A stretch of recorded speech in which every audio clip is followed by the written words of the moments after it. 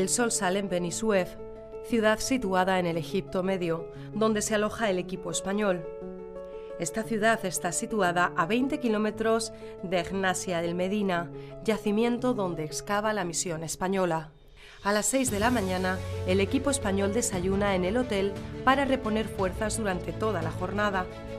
Les espera un camino de aproximadamente media hora para llegar al yacimiento por la carretera comarcal. El viaje lo hacen en una furgoneta que se alquila cada año.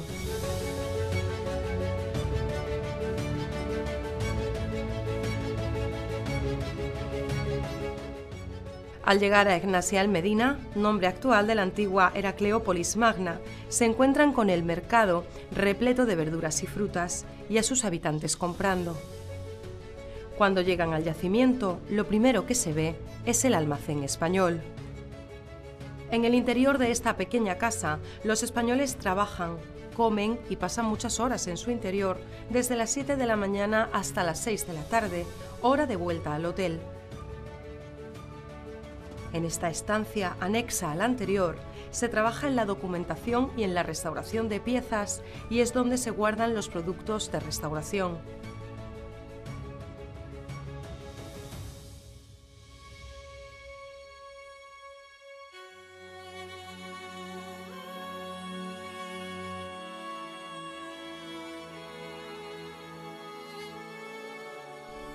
Dando al patio central, se abre el almacén donde se colocan los materiales hallados en las excavaciones. Desde este mismo patio se accede a la terraza mediante una escalera, lugar de trabajo de las ceramólogas.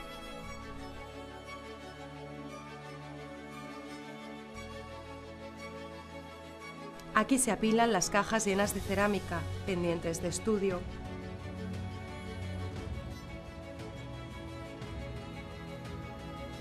Y se extiende la cerámica para su catalogación y clasificación.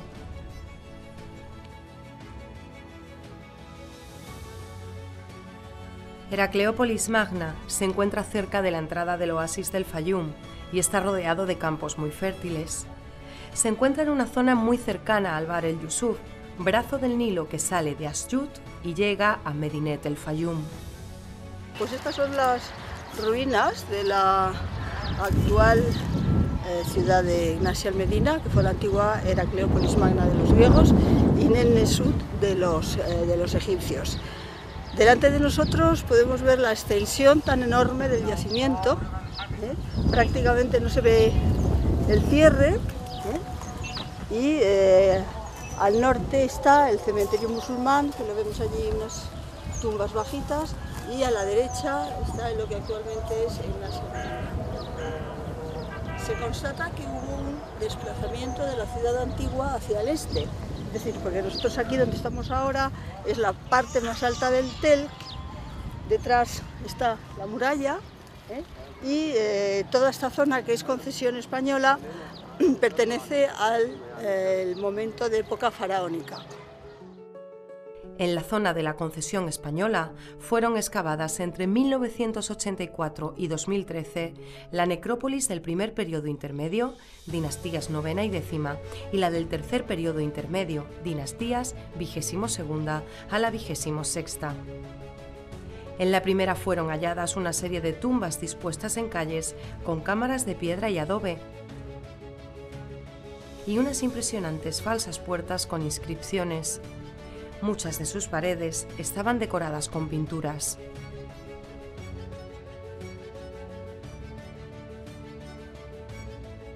La necrópolis del tercer periodo intermedio estaba formada por grandes tumbas de piedra y adobe, con sarcófagos de piedra. En su interior se hallaron collares de oro y lapislázuli, vasos canopos, escarabeos, usheptis y piezas de plata. El yacimiento es inmenso y una parte del equipo va a recorrerlo hasta llegar al Con el Akareb, monumento que se encuentra dentro de la concesión española. Pues estamos en el monumento que se llama denominado Con el Akareb. Es un monumento, seguramente es un templo, del que solamente quedan las puertas en granito, y la cronología es muy difícil de establecer porque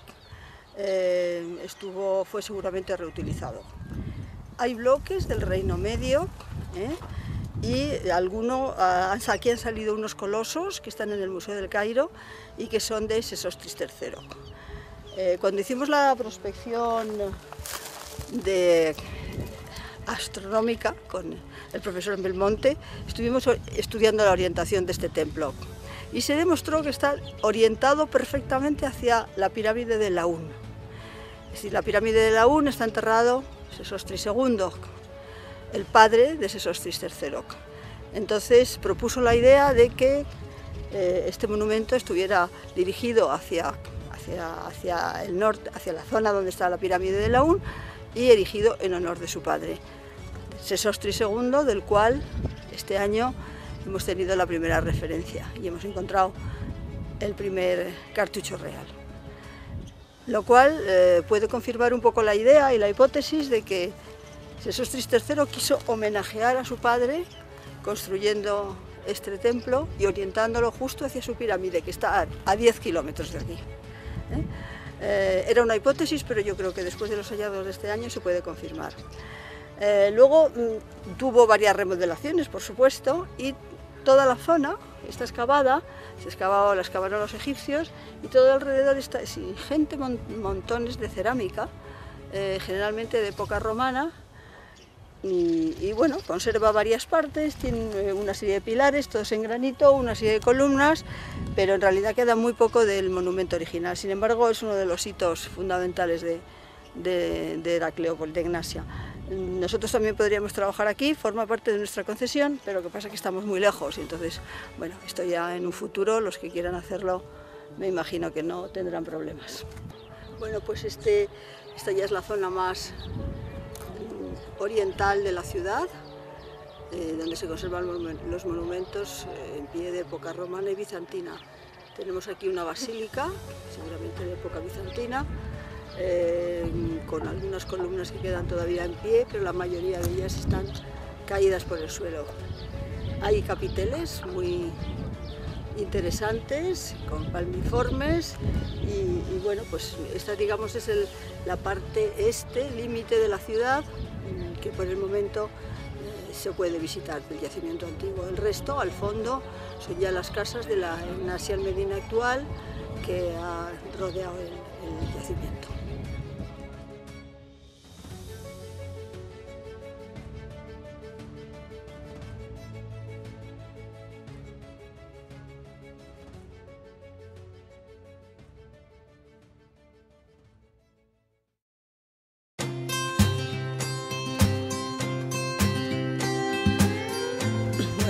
Soy Carmen Pérez Díez, la conservadora jefe del Departamento de Antigüedades Egipcias y del Próximo Oriente del Museo Arqueológico Nacional de Madrid y la directora de la Misión Arqueológica Española en Heracleópolis Magna, antigua Nennesú y actual Egnasia Medina.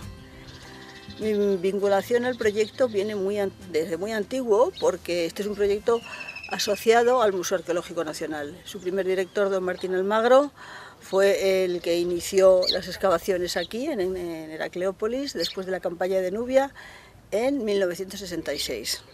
De hecho, el año pasado celebramos los 50 años de excavaciones en el museo, en las cuales ha participado un buen número de españoles que actualmente ya tienen sus propias misiones.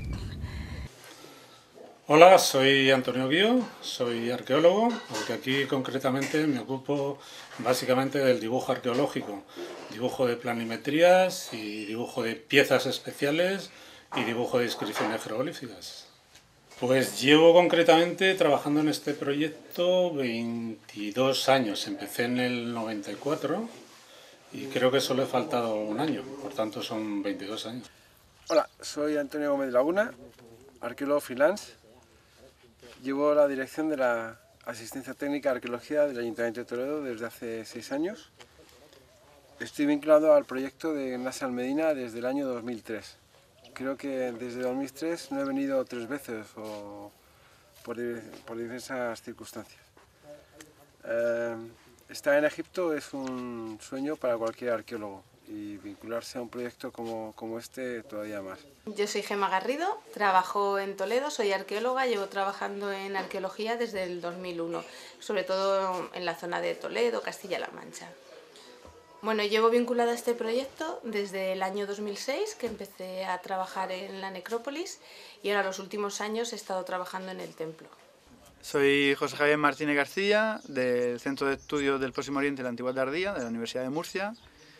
Y básicamente, bueno, pues, mi labor aquí en el yacimiento es la fotografía aérea con cometa y además también participo en la excavación junto con mis compañeros en el templo.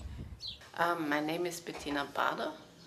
I'm from Austria and I studied Egyptology in Austria, and some time ago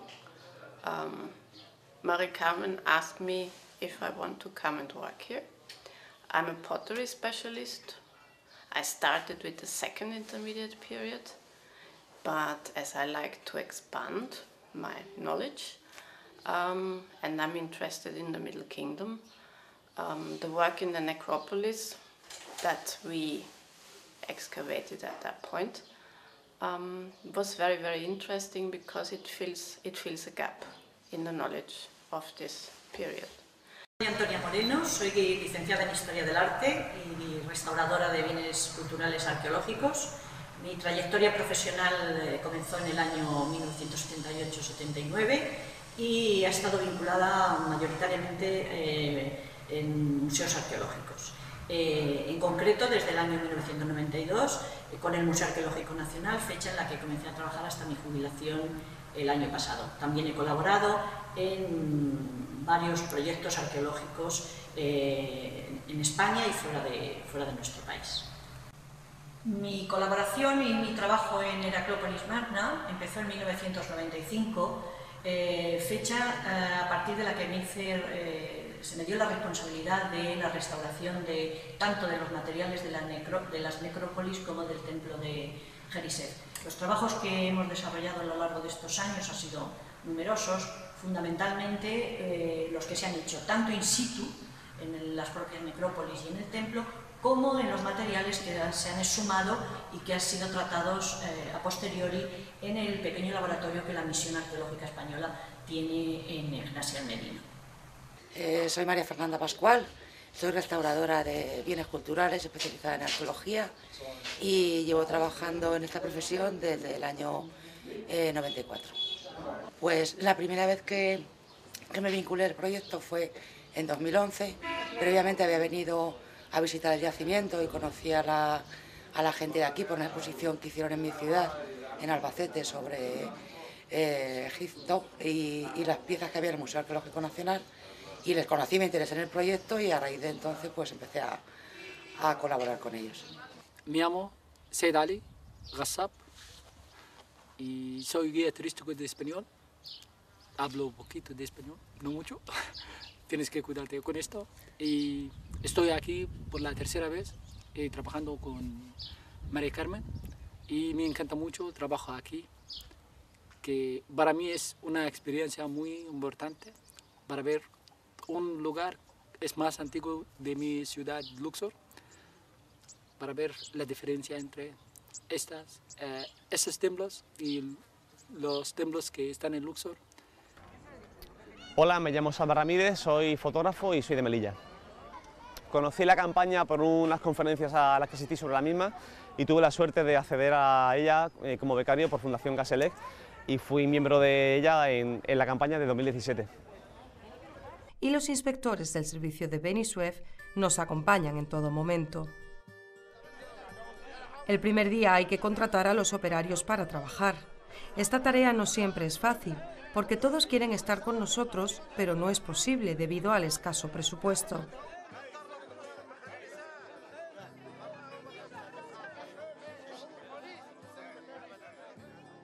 Una vez seleccionados, todo el equipo se dirige al templo de Jerisef, donde se va a excavar este año. Y entran en el monumento, que está completamente lleno de cañas y hierbas, debido a la existencia de la capa freática que sube y lo inunda.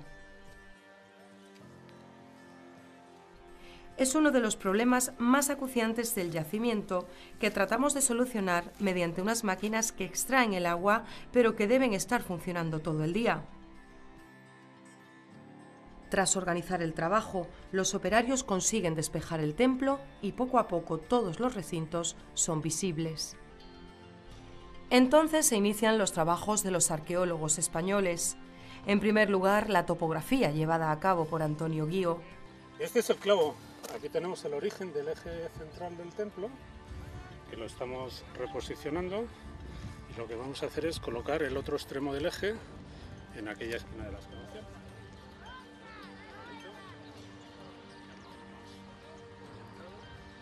La directora y Antonio elaboran los planes de trabajo para la campaña.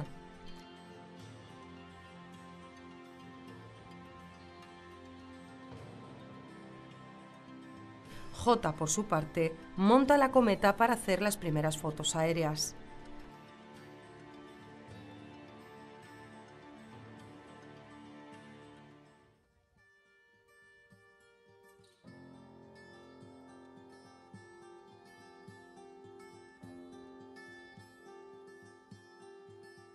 Antonio y Jota preparan el trabajo con la documentación existente.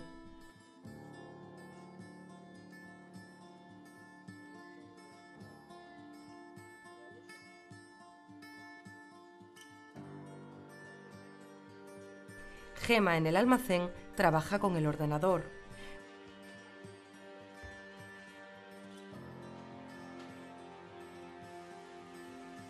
Bettina en el dibujo y documentación de la cerámica.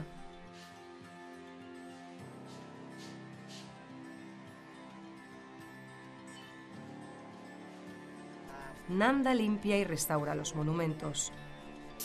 Limpiando un poco la inscripción que ha salido, que está llena de adherencia de tierra y de raíces, para que se vea mejor y se pueda leer bien la inscripción. En el templo, los operarios trabajan siguiendo las instrucciones de los arqueólogos españoles.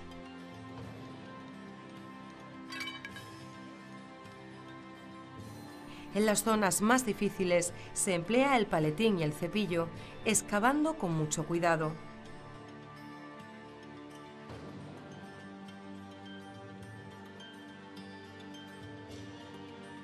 El hallazgo de los cimientos del pilono ha sido una de las mayores sorpresas de la campaña de 2017. Aunque apenas quedan restos de los pilonos, ha sido posible hacer una reconstrucción virtual y colocarlos en su lugar.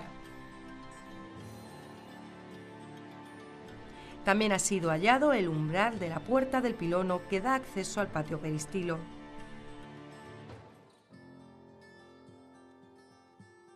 Quizá el hallazgo más importante de la campaña ha sido un arquitrabe que estaba caído y en su parte hundido en el agua.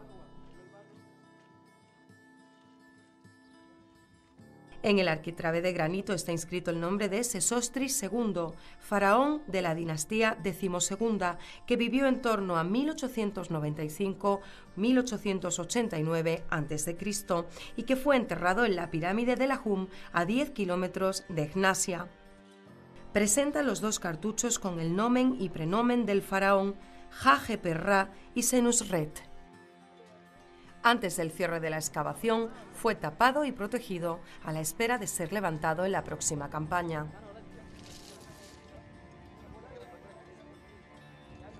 Durante la excavación, las visitas son frecuentes. Aquí el director del Servicio de Antigüedades de Beni Suef.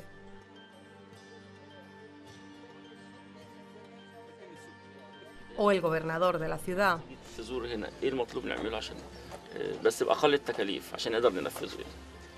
Él dice, te pregunta qué necesitas para hacer este lugar como un museo abierto. Como un museo abierto. Necesito que cuando nosotros nos vayamos haya alguien que venga a hacer mantenimiento, a limpiar, por lo menos una vez al mes. Que quiten todos los hashis y que limpien las piedras y que el agua funcione la máquina. Agua, que no haya agua, que venga dos personas a limpiar cada mes o cada 2 meses, revisarlo todo y que limpien. Nada más que es eso, y se puede ver. O españoles como José Ramón Pérez Accino y Francisco Moreno, que visitaron el yacimiento.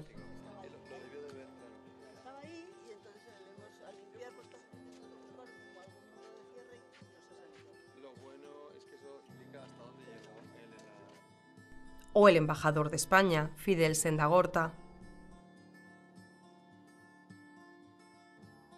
Al final de cada semana se paga a los operarios que esperan impacientes. Antes hay que preparar el dinero para entregar a cada uno de ellos. Los inspectores elaboran las listas con los nombres donde firman o ponen la huella los operarios y reciben su salario.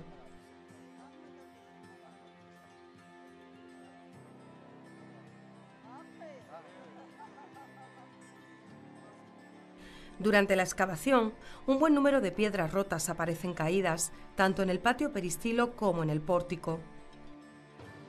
Se elabora un proyecto de restauración para colocar las losas del pórtico en su lugar y para exponer las inscripciones, crear un museo al aire libre y protegerlas del agua.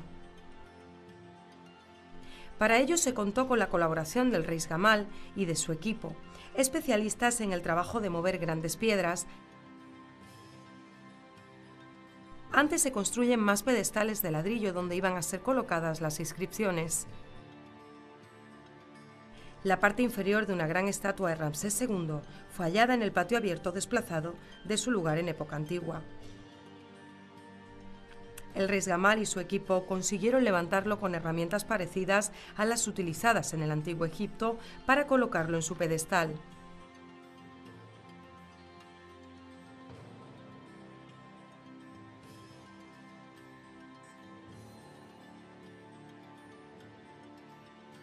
Una parte del torso fue también encontrado, pero no fue posible colocarlo en su lugar por faltar un trozo en medio.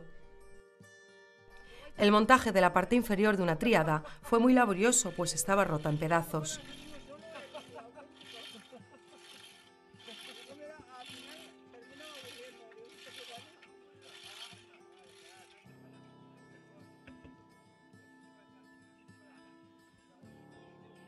Así quedó la parte inferior de la tríada colocada en su pedestal.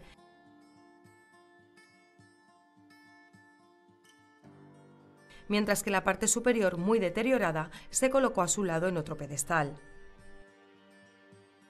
Este gran fragmento de granito nunca había sido volteado.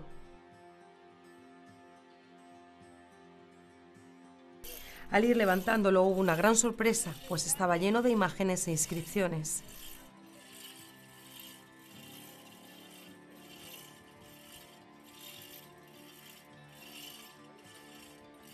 Fue un gran hallazgo, la primera vez que se veía desde hace milenios. La decoración mostraba a Jerichef y a su esposa Hathor frente a una mano posiblemente del faraón.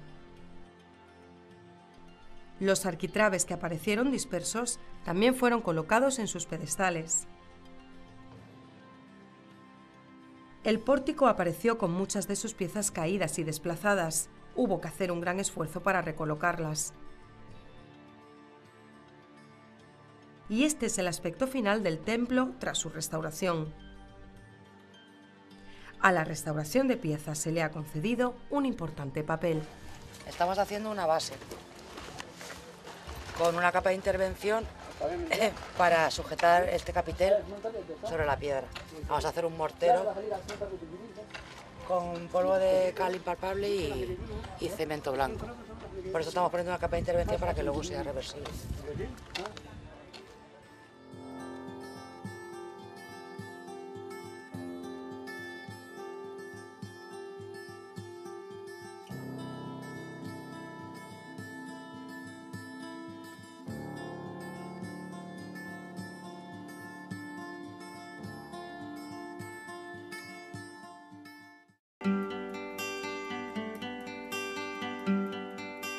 Ahora estamos trabajando en el templo de Jerichef.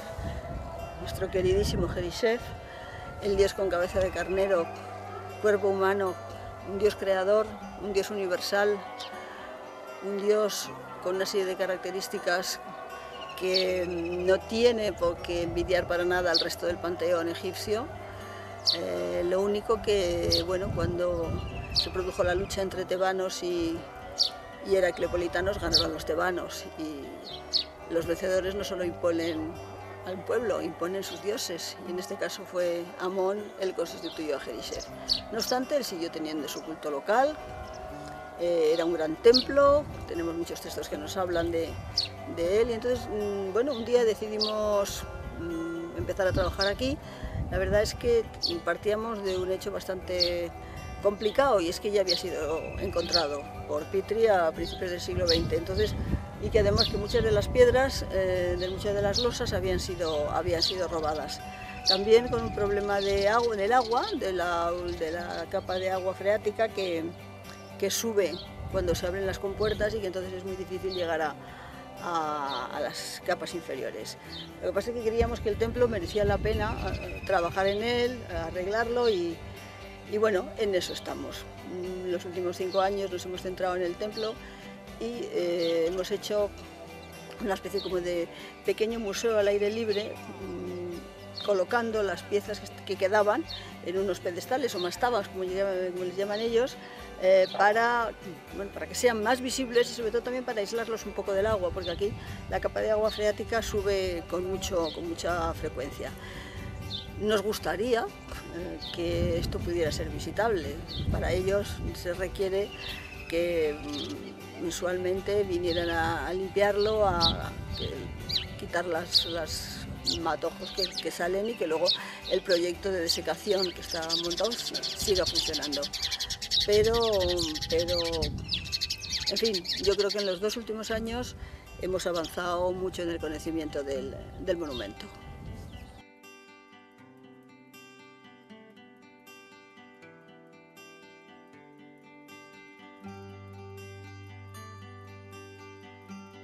Bueno, estamos en la entrada actual del templo, no es la entrada original porque todavía nos falta mucho por excavar. Lo primero que nos encontramos aquí es este fragmento de coloso, que lo encontraron los españoles en 1966 y que estaba hundido en la tierra, estaba hundido en agua, y que el año pasado hicimos un proyecto para elevarlo dentro de el mismo sitio donde estaba el...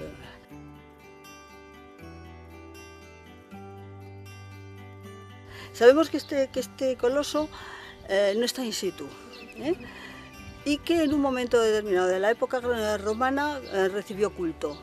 Hemos encontrado muchas terracotas aquí alrededor, pero que esto estaba fuera del templo, es extramuros, porque en los templos justo nos llega por detrás. Entonces, aquí hay una pequeña capilla que seguramente estuvo asociada al coloso, y esto sería la entrada donde la gente que no tenía capacidad de entrar al templo, porque al templo solo entraban los sacerdotes y una serie de personas, venían a orar, venían a adorar a la estatua y ofrecerle y a pedirle una serie de súplicas.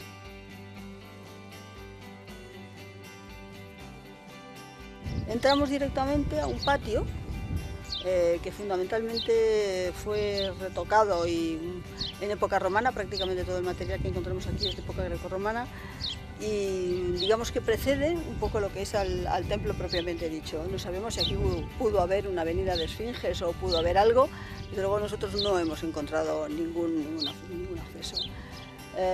Nos dirigimos hacia la entrada del templo. Vamos a entrar por la puerta. La puerta es el eje que pasa por la puerta de salida y por la puerta que comunica con la sala hipóstila. Por ahí pasaba la estatua del dios. Cuando se hacían las procesiones, el dios era transportado en su barca y los sacerdotes lo llevaban por el eje, seguramente a lo mejor hasta el Baje del Yusuf, que es donde hemos estado, y desde ahí se procedía a la ceremonia del paseo de las barcas de la estatua del dios, porque estaba así. Entonces, en este templo lo que tenemos es, y lo que hemos encontrado este año es el pilono de entrada.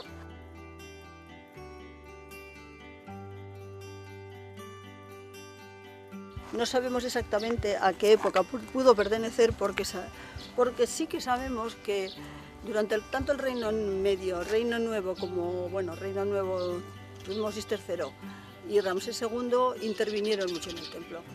Lo importante de este año ha sido el hallazgo del dintel de Sesostri II. Estamos en la entrada del templo, como estamos viendo a lo largo de todas las excavaciones hay muchos niveles arqueológicos y estamos intentando tratar de situar la arquitectura del edificio, de entenderla, porque ha habido tantas reconstrucciones y por otro lado se han llevado tantas piedras que resulta difícil. De todas maneras, ha sido muy interesante este año porque hemos encontrado la puerta y la base de los pilonos, es decir, aquí estaría seguramente la entrada. Una cosa que caracteriza, esto puede ser, esta escena podría formar parte de la puerta de entrada del pilono, está aquí colocada, pero seguramente estaría un poquito más detrás originalmente, puesto que las puertas tenían relieve y decoración hacia adentro y hacia afuera, en este caso lo tenemos. Entonces sería la entrada de la puerta y los pilonos a los lados, que son estos grandes macizos de adobe o de piedra que a nosotros no nos ha llegado ninguna. Estamos delante del frente y entrando por la puerta.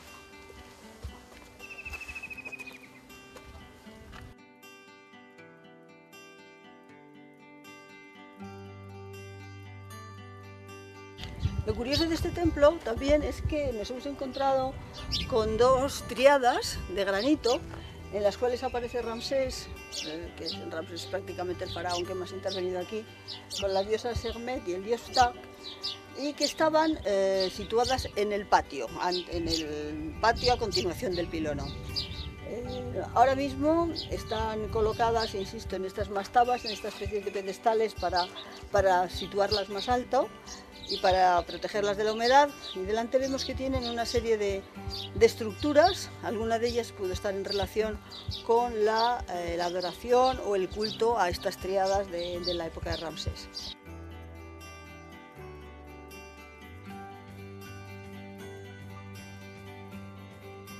Y si ya nos giramos, nos encontramos en la sala, en el patio peristilo. El patio peristilo es un patio que tenía columnas alrededor. Desgraciadamente, prácticamente no queda ninguna, pero sí quedan las bases de las columnas. Hay que imaginar un patio grande, abierto, rodeado de columnas, seguramente cubierto, y con una serie de estatuas seguramente o de esfinges de Ramsés que miraban hacia el centro, colocadas en estos pedestales de piedra, porque lo que nosotros actualmente tenemos solamente son los basamentos, no hay nada de esto, no es el suelo. Y nos vamos a dirigir al pórtico.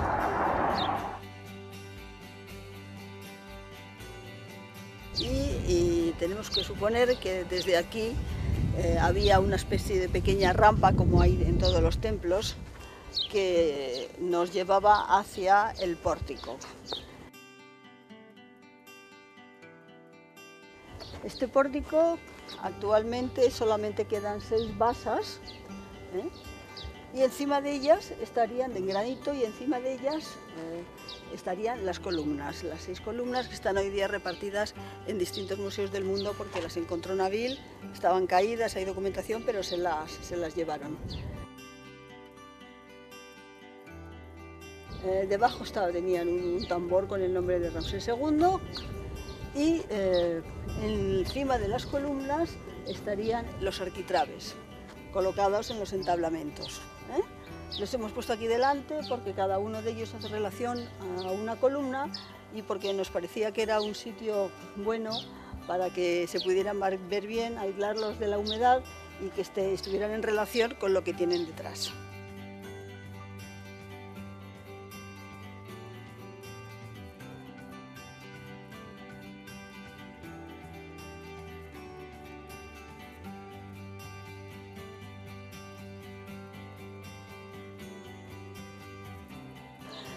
Las inscripciones conmemoran la fiesta Hefset y están hechas en una piedra especial en brecha que normalmente no se suele utilizar en los templos, y hay que suponer que en cada esquina, porque aparecieron en cada lateral, había una estatua de Ramsés, un gran coloso sentado aquí y otra allí, a la altura correspondiente. Y bueno, esto con las columnas en pie que eran muy altas, el entablamento, los arquitrabes encima y las estatuas debían de ser de una monumentalidad enorme. Las inscripciones están muy bien hechas, están muy bien talladas y bueno, tenemos una buena descripción de la epigrafía de la época de Ramsés II. Estamos en la sala hipóstila, solamente se conservan las bases, pero aquí también hemos podido hacer este año una serie de sondeos y ver qué hay debajo, y nos está dando material muy importante para poderlas fechar, porque prácticamente no hay casi nada de cultura material. Y de aquí pasaríamos a estos tres recintos, también muy deteriorados, 1, 2 y 3. Petri llama la pequeña sala hipóstila, aunque no está muy claro que aquí hubiera columnas, pero bueno, esto está por excavar. Y al fondo ya sería el santuario del dios, la habitación donde estaba la estatua del dios en la naos, y a ambos lados pues la habitación de las barcas, las habitaciones para las vestimentas sagrados. Entonces, el muro de cierre rodea todo el templo, este sería el muro del templo, y luego debería de haber un témenos, que sería el que rodeara todo. El témenos es lo que coge el espacio sagrado. Entonces, bueno, pero esto no lo hemos podido saber porque estamos rodeados de terreras de época de Petri y es imposible trabajar en estas condiciones.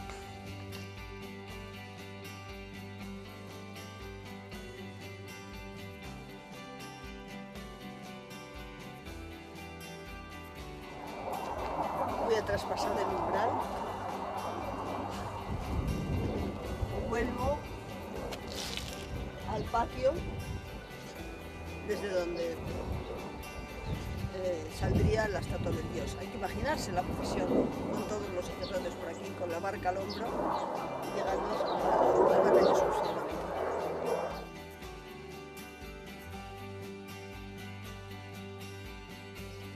Pues todas estas esculturas y todo lo que quedaba aquí se encontró en el suelo, estaba en el agua, porque la capa freática estaba muy alta, y entonces lo que nosotros hemos hecho es un proyecto de conservación y de restauración, sobre todo conservación. Y lo primero era levantarlas del suelo para que el agua no les afectara, y luego crear una especie de pequeño museo al aire libre para que pudiera visitarse. Se han colocado los distintos elementos en estas mastabas, en estos soportes, y más o menos en el sitio donde debieron estar originalmente. Hay veces que hemos tenido que cambiarlos un poco, pero en fin, como es el caso de los arquitrabes. Pero en general es un sitio que queda muy limpio, y podemos imaginarnos en esa esquina otra triada muy bonita que está en el Museo del Cairo, también la podemos ver. Y bueno, el templo sería un gran monumento dedicado al gran dios Jerichef.